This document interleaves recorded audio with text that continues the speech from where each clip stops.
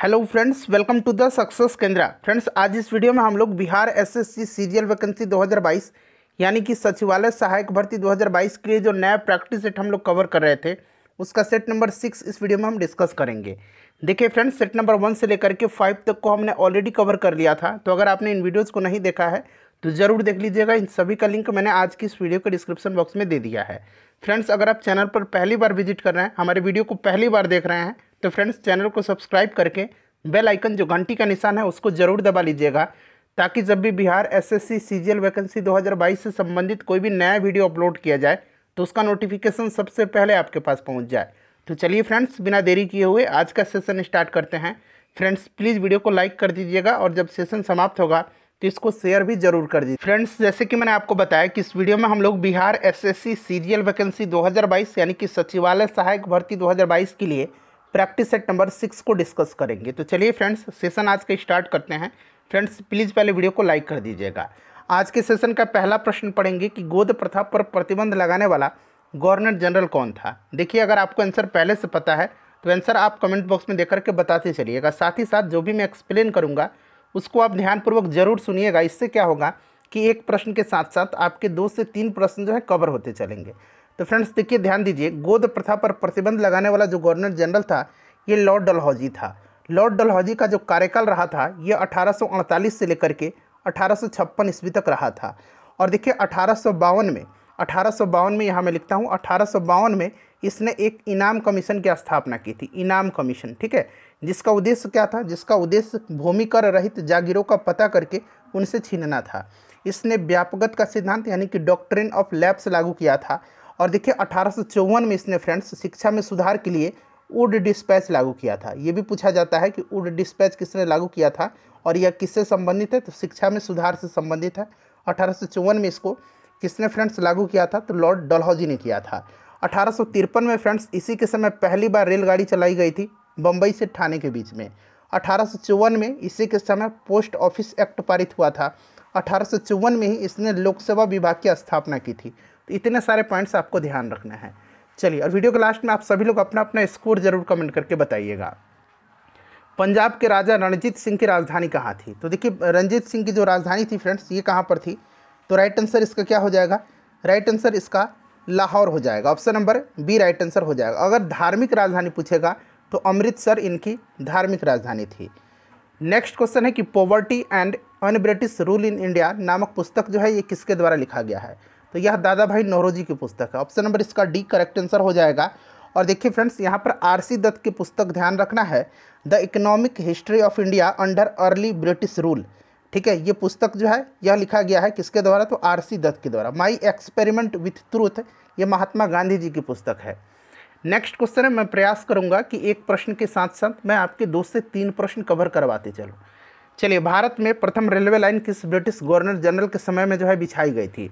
देखिए, मैंने आपको बताया था अभी थोड़ी देर पहले कि 1853 में बम्बई से ठाणे के बीच में किसके समय में पहली बार ट्रेन चलाई गई थी? तो लॉर्ड डलहौजी के समय में। इसलिए राइट आंसर इसका लॉर्ड डलहौजी हो जाएगा। ठीक है, चलिए आगे बढ़ेंगे, नेक्स्ट क्वेश्चन कर लेंगे। अगला प्रश्न है कि किस कंपनी ने सर्वप्रथम भारत में रेल सेवा प्रारंभ की थी? तो यह कंपनी जो है, यह कंपनी कौन है? तो ग्रेट इंडियन पेनिनसुला रेलवे द्वारा यह प्रारंभ की गई थी और यह अप्रैल 1853 में मुंबई से ठाणे के बीच में शुरू की गई थी। अच्छा, रेलवे बोर्ड की स्थापना कब हुई थी? तो 1905 में जो है रेलवे बोर्ड की स्थापना हुई थी। इसको भी आप ध्यान रखेंगे। राइट आंसर इसका क्या हो जाएगा? The great Indian peninsular railway. उसके बाद देखिए, सती प्रथा का उन्मूलन किसके द्वारा किया गया था? तो आपको पता है फ्रेंड्स, सती प्रथा को प्रतिबंधित किसने किया था? तो 1829 ईस्वी में लॉर्ड विलियम बेंटिक ने किया था। और किसके सहयोग से? तो राजा राम मोहन राय के सहयोग से। राइट आंसर हो जाएगा विलियम बेंटिक। उसके बाद अगला प्रश्न है कि तृतीय बौद्ध सभा किस स्थान पर बुलाई गई थी? तो पहला जो है राजगृह में, दूसरा वैशाली में, तीसरा जो है पाटलिपुत्र में हुआ था। किसके समय में? तो अशोक के शासनकाल में। चौथा कुंडलवन कश्मीर में कनिष्क के शासनकाल में। पहला राजगृह में अजातशत्रु के समय में, दूसरा वैशाली में कालाशोक के समय में, तीसरा पाटलिपुत्र में अशोक के समय में, और चौथा कुंडलवन कश्मीर में कनिष्क के शासनकाल में। चलिए अगला प्रश्न है फ्रेंड्स हमारा कि कौटिल्य के अर्थशास्त्र कितने अभिकरणों में विभाजित है? तो फ्रेंड्स यह 15 अभिकरणों में विभाजित है। याद रखेंगे कितने अभिकरणों में विभाजित है? तो 15 अभिकरणों में। चलिए अगला प्रश्न कर देखिए फ्रेंड्स, क्वेश्चन नंबर 9 है मिलान करना। चलिए मिलान करते हैं। देखिए दास प्रथा की समाप्ति जो है अकबर ने 1562 में किया था। तीर्थ यात्रा कर की समाप्ति 1563 में, जजिया कर की समाप्ति 1564 में और सूबों का पुनर्गठन 1580 में। तो बिल्कुल ये क्रम से दिया गया है। राइट आंसर इसका ऑप्शन नंबर ए हो जाएगा, 1, 2, 3 के। क्वेश्चन नंबर 10 है कि विजयनगर के किस शासक ने चीन के सम्राट के पास अपना राजदूत भेजा था। तो देखिए चीन के सम्राट के पास अपना राजदूत 1374 में, ध्यान रखेंगे 1374 ईस्वी में बुक्का प्रथम ने चीन के सम्राट के पास अपना दूत मंडल भेजा था। ऑप्शन नंबर बी इसका राइट आंसर हो जाएगा। अच्छा फ्रेंड्स, देखिए संगम वंश की स्थापना किसने किया था, यानी कि विजयनगर साम्राज्य की स्थापना जो है यह हरिहर और बुक्का नामक 2 भाइयों ने किया था 1336 ईस्वी में। इसको भी आप साथ साथ ध्यान रखेंगे, ठीक है। चलिए आगे बढ़ेंगे, नेक्स्ट क्वेश्चन कर लेंगे। अगला प्रश्न है कि मुगल काल के निम्नलिखित युद्धों को कालक्रम के अनुसार व्यवस्थित करना है। तो देखिए यहाँ पर घाघरा का जो युद्ध हुआ था, ये घाघरा का युद्ध कब हुआ था, तो फ्रेंड्स यह 1529 में हुआ था। किसके मध्य हुआ था, तो ये भी आपको ध्यान रखना है। घाघरा का युद्ध जो है यह बाबर और अफगानों के बीच हुआ था। खानवा का जो युद्ध है ये 1527 में हुआ था। किसके बीच, तो बाबर और राणा सांगा के बीच हुआ था। चौसा का जो युद्ध है फ्रेंड्स यह 1539 में हुआ था। किसके मध्य हुआ था, तो फ्रेंड्स यह हुमायूं और शेर शाह के बीच हुआ था। सामूगढ़ का जो युद्ध है, सामूगढ़ का युद्ध 1658 में हुआ था। यह किसके बीच हुआ था, तो यह दारा सिकोह और औरंगजेब के बीच हुआ था। देखिए फ्रेंड्स, धर्मट का युद्ध भी 1658 में हुआ था, दारा सिकोह और औरंगजेब के मध्य में। देवराई घाटी का युद्ध जो है 1659 में हुआ था। देवराई घाटी का युद्ध ये भी दारा सिकोह और औरंगजेब के मध्य हुआ था। तो ये सब आप ध्यान रखेंगे। तो यहाँ क्रम से पूछा गया, तो सबसे पहले 2 हो जाएगा, फिर आपका 1, फिर 3 और 4। तो 2, 1, 3, 4 यानी कि ऑप्शन नंबर ए जो है इसका करेक्ट आंसर हो जाएगा। उसके बाद देखिएगा कि तैमूरलंग ने किस वर्ष भारत पर आक्रमण किया था। बताइएगा इसका राइट आंसर क्या हो जाएगा। तैमूरलंग ने भारत पर आक्रमण कब किया था, तो यहाँ पर देखिए ऊपर आंसर दिया गया है। देखिए फ्रेंड्स, तैमूरलंग ने भारत पर आक्रमण किया था 1398 ईस्वी में। ऑप्शन नंबर इसका बी जो होगा करेक्ट आंसर हो जाएगा। कब किया था, तो 1398 में किया था। चलिए आगे बढ़ेंगे। नेक्स्ट क्वेश्चन है हमारा, थोड़ा सा छोटा कर दूं ताकि आपको स्पष्ट दिखाई दे सभी प्रश्न। हाँ, अब देखिए यहाँ पर नेक्स्ट क्वेश्चन है कि सफलतापूर्वक कार्य करने हेतु पंचायती राज को पूरे सहयोग की जरूरत पड़ती है। इसका करेक्ट आंसर क्या हो जाएगा, बताइए राइट आंसर इसका फ्रेंड्स क्या हो जाएगा। तो देखिए इसका जो करेक्ट आंसर हो जाएगा ये आपका स्थानीय जनता के, ऑप्शन नंबर इसका ये राइट आंसर हो जाएगा। उसके बाद देखिएगा कि प्रायः किसकी सलाह पर राज्य में राष्ट्रपति शासन लागू किया जाता है। तो देखिए राज्य में जो राष्ट्रपति शासन लागू किया जाता है ये किस आर्टिकल के तहत किया जाता है। आर्टिकल आपको याद रखना है फ्रेंड्स। यह आर्टिकल जो है यह कौन सा आर्टिकल है, तो 356 है, ठीक है। 352 में राष्ट्रीय आपातकाल है, 356 में राज्यों में राष्ट्रपति शासन और 360 जो है ये वित्तीय आपातकाल से संबंधित है। और यह लागू जो है राष्ट्रपति शासन किसकी सलाह पर, तो उस राज्य के राज्यपाल के। ऑप्शन नंबर सी इसका राइट आंसर हो जाएगा।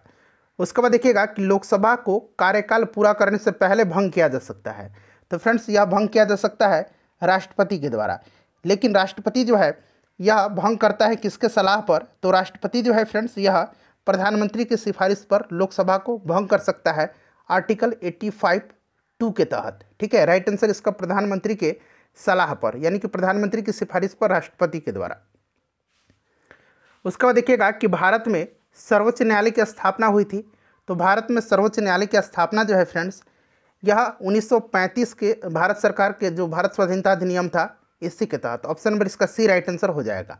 और सुप्रीम कोर्ट यानी कि सर्वोच्च न्यायालय जो है फ्रेंड्स इसका वर्णन अनुच्छेद 124 में किया गया है। इसको भी आप ध्यान रखेंगे।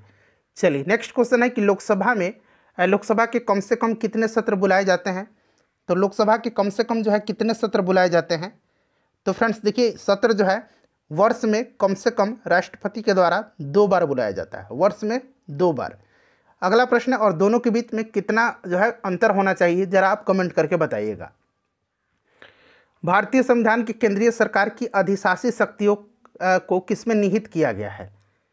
तो फ्रेंड्स देखिए यह जो निहित किया गया है क्या राष्ट्रपति में किया गया है। राष्ट्रपति जो है यह कार्यपालिका शक्ति का प्रधान होता है, यानी कि कार्यपालिका शक्ति राष्ट्रपति में निहित होती है, आर्टिकल 53 में कहा गया है। तो ये भारत के राष्ट्रपति हो जाएगा इसका राइट आंसर। चलिए नेक्स्ट क्वेश्चन है कि कौन सा ऐसा कर है जो केंद्रीय सरकार के द्वारा लगाया जाता है, लेकिन उससे प्राप्त आय को केंद्र और राज्य में विभाजित किया जाता है। तो देखिए यह जो है कौन सा है फ्रेंड्स, तो यह जो है उत्पाद शुल्क है। केंद्रीय उत्पाद शुल्क का केंद्र तथा राज्य सरकारों के बीच विभाजन होता है। तो राइट आंसर इसका ऑप्शन नंबर बी हो जाएगा। उसके बाद चलिए अगला प्रश्न है कि सापेक्ष निर्धनता का अर्थ क्या है। सापेक्ष निर्धनता का अर्थ क्या है। तो देखिए फ्रेंड्स, सापेक्ष निर्धनता का जो अर्थ है वो आपसे पूछा जा रहा है। तो राइट आंसर इसका क्या हो जाएगा बताइए। तो देखिए फ्रेंड्स, इसका जो करेक्ट आंसर हो जाएगा वो आपका ऑप्शन नंबर डी हो जाएगा, आर्थिक असमानताएं। ठीक है, ऑप्शन नंबर इसका डी हो जाएगा करेक्ट आंसर, आर्थिक असमानताएं। अगला प्रश्न है कि भारत की नवीं पंचवर्षीय योजना की अवधि क्या है।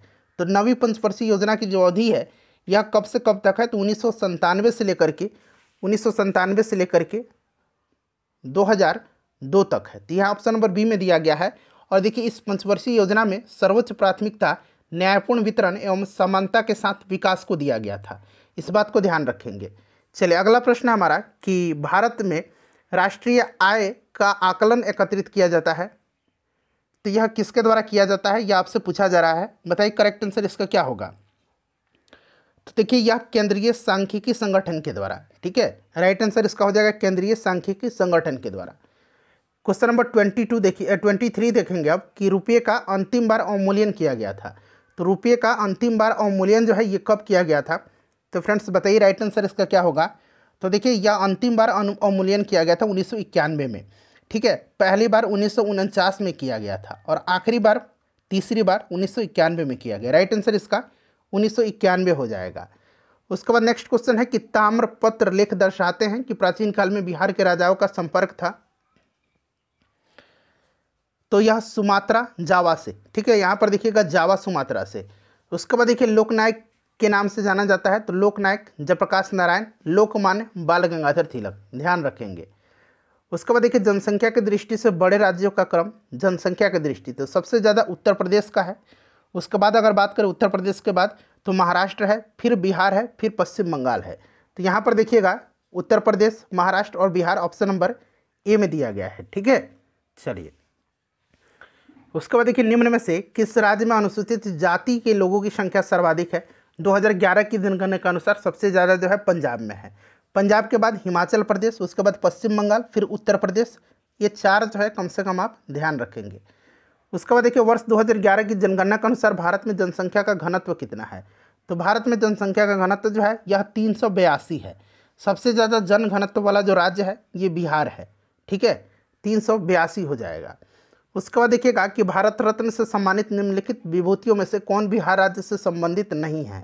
कौन नहीं है बिहार राज्य से। तो यहाँ पर देखिएगा JRD टाटा, ऑप्शन नंबर इसका डी राइट आंसर हो जाएगा। ठीक है, बाकी अन्य लोग जो हैं ये बिहार से संबंधित हैं।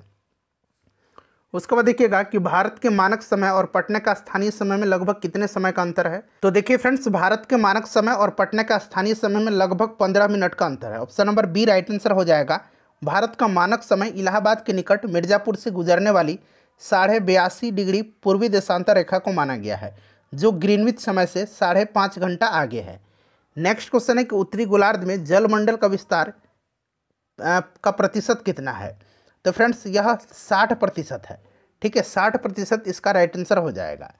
उसके बाद देखिएगा कि निम्न में से कौन सी उष्ण महासागरीय धारा है। तो देखिए इसमें से जो उष्ण महासागरीय धारा है यह गल्फ स्ट्रीम जलधारा है। यह फ्रेंड्स अटलांटिक महासागर की जलधारा है। राइट आंसर इसका ऑप्शन नंबर ए हो जाएगा। उसके बाद यहाँ पर देखिएगा क्यूराइल जो है यह प्रशांत महासागर की जलधारा है, ठंडी जलधारा है। कैनरी जो है यह अटलांटिक महासागर की ठंडी जलधारा है। लेब्राडोर जो है यह भी अटलांटिक महासागर की ठंडी जलधारा है। तो यहाँ उष्ण पूछा गया है तो ये गल्फ धारा हो जाएगा। हिंद महासागर और लाल सागर को कौन सी जल संधि जोड़ती है। तो देखिए यह जो जल संधि है जो हिंद महासागर और लाल सागर को जोड़ती है इसका नाम है बाब अल मंडेव। तो ऑप्शन नंबर यहाँ पर देखिएगा ए इसका राइट आंसर हो जाएगा। ठीक है, चलिए उसके बाद देखिए मलक्का पूछा जाता है। तो मलक्का जो है फ्रेंड्स यह हिंद महासागर को प्रशांत महासागर से जोड़ता है। भी आकार की घाटी किससे बनती है। भी आकार और यू आकार। तो भी आकार की घाटी जो बनती है यह बनती है नदी द्वारा। राइट आंसर इसका नदी हो जाएगा। और यू आकार की जो घाटी है यह हिमनद के द्वारा बनता है। किसके द्वारा। हिमनद के द्वारा। देखिए यहाँ पर दिया गया है हिमनद के द्वारा। चलिए नेक्स्ट क्वेश्चन करेंगे कि कौन सा देश सबसे ज़्यादा द्वीपों में से मिलकर के बना है। तो यह जो देश है यह इंडोनेशिया है। सबसे बड़ा जो द्वीप है वो कौन सा द्वीप है? तो फ्रेंड्स यह ग्रीनलैंड है। अगला प्रश्न हमारा कि निम्नलिखित में से कौन सा झील हनीमून लेक कहलाती है? तो हनीमून लेक जो है यह किसको कहा जाता है? तो फ्रेंड्स यह कहा जाता है टीटीकाका झील को। टीटीकाका झील पेरू और बोलिविया के बॉर्डर पर है। पेरू और बोलिविया के बॉर्डर पर है, ठीक है। टीटीकाका, ऑप्शन नंबर इसका डी राइट आंसर हो जाएगा। दक्षिण अमेरिका महाद्वीप में है, याद रखेंगे। निम्न में से किस महाद्वीप में सबसे अधिक देश हैं? तो सबसे अधिक देश जो है फ्रेंड्स यह अफ्रीका महाद्वीप में है। कहाँ पर है? अफ्रीका में है। यहाँ पर देखिए ऑप्शन दिया गया है अफ्रीका महाद्वीप में। राइट आंसर इसका अफ्रीका हो जाएगा। बुद्ध का प्रबोध कहाँ प्राप्त हुआ था? तो इनको ज्ञान की प्राप्ति कहाँ पर हुई थी फ्रेंड्स? आपको भी पता है बुद्ध को ज्ञान प्राप्त हुआ था कहाँ पर? तो बोधि वृक्ष के नीचे निरंजना नदी के तट पर, ठीक है। तो यहाँ पर देखिए बोध गया इसका राइट आंसर हो जाएगा। पहला उपदेश इन्होंने सारनाथ में दिया था। उसके बाद देखिएगा कि किसने दाऊद को पटना और हाजीपुर से खदेड़ करके बाहर किया था? तो फ्रेंड्स यह मुगल शासक कौन था? तो ये अकबर था।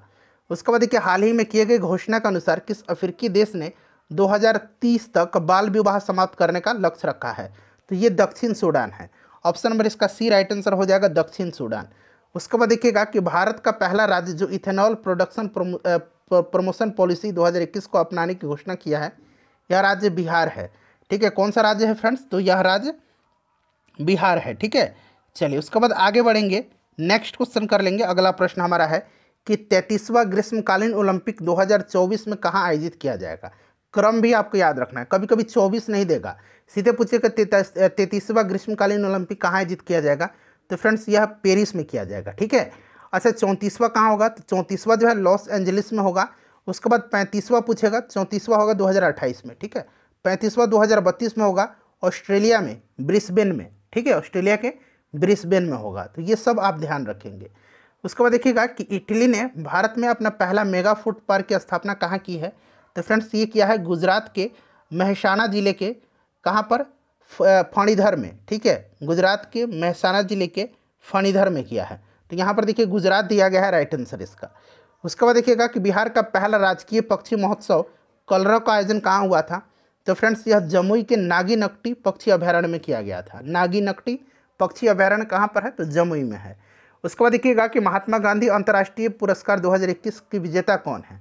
तो फ्रेंड्स दो लोगों को दिया गया था, मेधा पाटेकर को और राजेंद्र सिंह को। राजेंद्र सिंह को वाटरमैन के नाम से जाना जाता है, ठीक है। इस बात को आप ध्यान रखेंगे, वाटरमैन के नाम से किनको जाना जाता है? तो राजेंद्र सिंह को। तो 1 और 2 इसका राइट आंसर हो जाएगा, यानी कि option number C. Next question हमारा कि हाल ही में बिहार के किस नदी पर रबर डैम का निर्माण कार्य शुभारंभ किया गया है? तो फ्रेंड्स ये कहाँ पर किया गया है? ये किया गया है फाल्गु नदी पर। वर्ष 2020-21 में सर्वाधिक मछली उत्पादन बिहार के किस जिले में हुआ है? तो सबसे ज़्यादा मछली का उत्पादन जो हुआ है यह कहाँ पर हुआ है? मधुबनी में हुआ है। ऑप्शन नंबर इसका सी हो जाएगा, राइट आंसर, ठीक है। उसके बाद नेक्स्ट क्वेश्चन है कि निम्नलिखित में से किस खेल के साथ कॉक्स शब्द जुड़ा हुआ है? कॉक्स शब्द जो है यह जुड़ा हुआ है नौका दौड़ से। ऑप्शन नंबर इसका बी हो जाएगा, राइट आंसर, नौका दौड़। उसके बाद देखिए सामाजिक अधिकारिता स्मृति दिवस कब मनाया जाता है? तो फ्रेंड्स यह कब मनाया जाता है? बताइए, राइट आंसर इसका क्या हो जाएगा? तो देखिए यह मनाया जाता है 20 मार्च के दिन, ठीक है। कब मनाया जाता है? 20 मार्च के दिन यह मनाया जाता है। Option number C right answer हो जाएगा। आधुनिक ओलंपिक खेल का प्रथम आयोजन कब हुआ था? तो फ्रेंड्स आपको भी पता है कि कब हुआ था, तो 1896 में हुआ था, यानी कि ऑप्शन नंबर इसका बीज होगा, राइट आंसर हो जाएगा, ठीक है। चलिए अगला प्रश्न कर लेंगे। नेक्स्ट क्वेश्चन है कि स्थैतिक चुंबकीय क्षेत्र की उपस्थिति में वर्णक्रमीय रेखा के कई घटकों में विभाजन के प्रभाव को क्या कहते हैं? बताइए, इसका राइट आंसर क्या हो जाएगा? तो देखिए फ्रेंड्स इसको क्या कहा जाता है? इसको कहा जाता है जीमैन इफेक्ट, ठीक है। इसको कहा जाता है जीमैन इफेक्ट। ऑप्शन नंबर 20 का राइट आंसर हो जाएगा, ठीक है। ध्यान रखेंगे, स्थैतिक चुंबकीय क्षेत्र की उपस्थिति में वर्णक्रमीय रेखा के कई घटकों की विभाजन के प्रभाव को जीमैन इफेक्ट कहा जाता है, ठीक है, जीमैन इफेक्ट। चलिए नेक्स्ट क्वेश्चन है कि सभी गैर शून्य वेक्टर यानी कि सदिश उनको क्या कहा जाता है? तो फ्रेंड्स उनको क्या कहा जाता है? इनको कहा जाता है उपयुक्त वेक्टर, ठीक है, उपयुक्त वेक्टर कहा जाता है, ध्यान रखेंगे। चलिए उसके बाद देखिएगा 2 या 2 से अधिक धातुओं का मिश्रण कहलाता है। तो फ्रेंड्स यह कहलाता है मिश्र धातु। क्या कहलाता है? मिश्र धातु कहलाता है। मिश्र धातु के उदाहरण जर्मन सिल्वर, पीतल, कांसा, ये सभी जो है मिश्र धातु हैं। उसके बाद नेक्स्ट क्वेश्चन हमारा है कि एक रासायनिक यौगिक जो दो तत्वों से बना है वो क्या है। तो फ्रेंड्स यह जो है यह बाइनरी होता है, यानी कि द्विअंगी होता है। ऑप्शन नंबर इसका ए राइट आंसर हो जाएगा। ठीक है, चलिए आगे बढ़ेंगे, नेक्स्ट क्वेश्चन कर लेंगे कि जीवित तंत्रों के अध्ययन से संबंधित रसायन की शाखा का नाम क्या है। तो जीवित तंत्रों के अध्ययन से संबंधित रसायन की जो शाखा है वह जैविक रसायन है। ऑप्शन नंबर इसका सी जो होगा राइट आंसर हो जाएगा, जैविक रसायन। ठीक है, उसके बाद देखिएगा कि रसो चिकित्सा का संबंध निम्न में से किससे है। रसो चिकित्सा का संबंध जो है यह रोगों के उपचार में रसायनों के उपयोग और अध्ययन से है। राइट आंसर इसका ऑप्शन नंबर सी हो जाएगा। ठीक है, चलिए नेक्स्ट क्वेश्चन है कि यहाँ पर देखिए निक्षालन यानी कि लीचिंग प्रक्रम में शामिल है। तो इसमें शामिल क्या है, तो देखिए घुलनशील यौगिक को घोलना निक्षालन प्रक्रम में शामिल है। तो यहाँ पर देखिए घुलनशील यौगिक को घोलना निम्नलिखित में से क्या एक मिश्रण नहीं है। तो इसमें से मिश्रण देखिएगा, मिश्रण इसमें से नहीं है ग्रेफाइट। ग्रेफाइट जो है ये कार्बन का अपरूप है। ठीक है, कार्बन का एलोट्रोप है, ध्यान रखेंगे। उसके बाद नेक्स्ट क्वेश्चन है कि निम्नलिखित द्रवों में से कौन से द्रव का वाष्पन अधिक तीव्रता से होता है। तो देखिए जिसका क्वथनांक सबसे कम होता है उसका जो है तीव्रता से वाष्पन होता है, यानी कि वो अधिक तीव्रता से वाष्पीकृत होता है जिसका क्वथनांक कम होता है। तो इसमें देखिएगा सबसे कम जो है इसमें अल्कोहल का क्वथनांक है, इसीलिए अल्कोहल का जो वाष्पन है यह अधिक तीव्रता से होगा। निम्नलिखित में से कौन से यंत्र का प्रयोग आर्द्रता को मापने में किया जाता है। तो आर्द्रता को मापने में हाइग्रोमीटर का इस्तेमाल किया जाता है। आर्द्रता मापी इसको कहा जाता है हाइग्रोमीटर। ठीक है, यहाँ मैं लिखता हूँ हाइग्रोमीटर। ठीक है, ध्यान रखेंगे इसको। चलिए नेक्स्ट क्वेश्चन कर लेंगे कि गैस फ्लेम के सबसे गर्म भाग को क्या कहा जाता है। ये क्वेश्चन इंपॉर्टेंट है। गैस फ्लेम के सबसे गर्म भाग को नॉन ल्यूमिनस जोन कहा जाता है। नॉन ल्यूमिनस जोन, ठीक है, यह ज्वाला का सबसे बाहरी भाग होता है, इसका रंग नीला होता है। नेक्स्ट क्वेश्चन है कि कौन सी पादप गृह प्रभाव यानी कि ग्रीन हाउस इफेक्ट के लिए मुख्य रूप से उत्तरदायी है। तो मुख्य रूप से यहाँ पूछा गया है। तो देखिए राइट आंसर इसका हो जाएगा कार्बन डाइऑक्साइड। ऑप्शन नंबर इसका ए राइट आंसर हो जाएगा। बाकी ऑप्शन देखिए यहाँ पर दिया गया है, तो कार्बन डाइऑक्साइड इसका राइट आंसर हो जाएगा। निम्नलिखित में से कौन सा नाइट्रोजनी उर्वरक नहीं है। इसमें से नाइट्रोजनी उर्वरक कौन सा नहीं है। तो देखिए राइट आंसर इसका सुपर फॉस्फेट हो जाएगा। ठीक है, सुपर फॉस्फेट जो है यह नाइट्रोजनी उर्वरक नहीं है, यह एक फास्फोरस का अवयव है जो खेती में उर्वरक के रूप में उपयोग किया जाता है। फास्फोरस यानी फॉस्फेट लिखा गया है, आप समझ सकते हैं। यूरिया में नाइट्रोजन होता है 46% लगभग। चलिए आगे बढ़ेंगे कि निम्नलिखित में से किस युग्म का मिलान सही ढंग से नहीं है। तो यहाँ पर आप देखेंगे राइट आंसर इसका देखिए विटामिन बी हो जाएगा। विटामिन बी का रासायनिक नाम जो है ये थायमिन है। ठीक है, थायमिन है। बाकी यहाँ पर देखिएगा सी का ascorbic acid, vitamin E tocopherol, vitamin D धूप का स्रोत। ठीक है, तो ऑप्शन नंबर इसका ए हो जाएगा राइट आंसर। नेक्स्ट क्वेश्चन कर लेंगे कि विषाणु के कारण उत्पन्न होने वाले रोग हैं। तो विषाणु के कारण जो रोग उत्पन्न होता है ये कौन सा है, बताइए राइट आंसर इसका क्या होगा।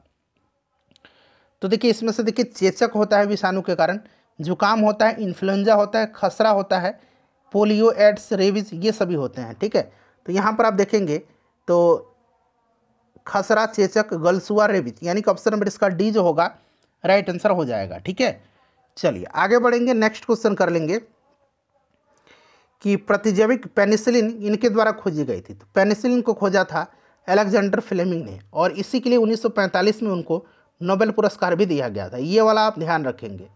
एलिसा जांच किस रोग की पहचान करती है। तो एलिसा जांच जो है HIV वायरस की जांच में की जाती है, और यह एड्स की बीमारी में की जाती है। तो ये एड्स हो जाएगा राइट आंसर इसका। ठीक है, चलो उसके बाद नेक्स्ट क्वेश्चन है कि निम्नलिखित में से कौन सा ब्लड ग्रुप सर्वव्यापक ग्राह्यता रखता है, यानी कि सभी का ब्लड वह ले सकता है। तो यह ब्लड ग्रुप AB है। Universal donor blood group O को कहा जाता है। ब्लड ग्रुप की खोज किया था कार्ल लैंडस्टीनर ने, ध्यान रखेंगे। चलिए उसके बाद देखिएगा कि प्राचीन काल के जानवरों, पौधों और अन्य जीवों को संरक्षित अवशेषों या चिन्हों के अध्ययन का विज्ञान कहलाता है। तो फ्रेंड्स इसको कहा जाता है पैलियोंथोलॉजी। तो यहाँ पर देखिएगा पैलियोंथोलॉजी दिया गया है, ऑप्शन नंबर यहाँ पर सी में। ठीक है, याद रखेंगे इसको। चलिए आगे बढ़ेंगे, नेक्स्ट क्वेश्चन कर लेंगे। यहाँ पर देखिएगा एंथ्रोपोलॉजी है। एंथ्रोपोलॉजी जो है फ्रेंड्स इसमें मानव के विकास, रीति रिवाज, इतिहास, परंपराओं से संबंधित विषयों का अध्ययन किया जाता है। उसके बाद देखिएगा यहाँ पर आर्कियोलॉजी है, पुरातत्व विज्ञान।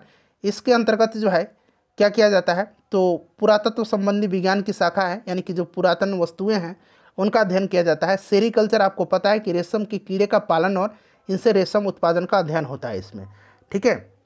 चलिए आगे बढ़ेंगे कि धमनियाँ यानी कि आर्टरीज रक्त का वहन करती हैं जो कि भरी होती है।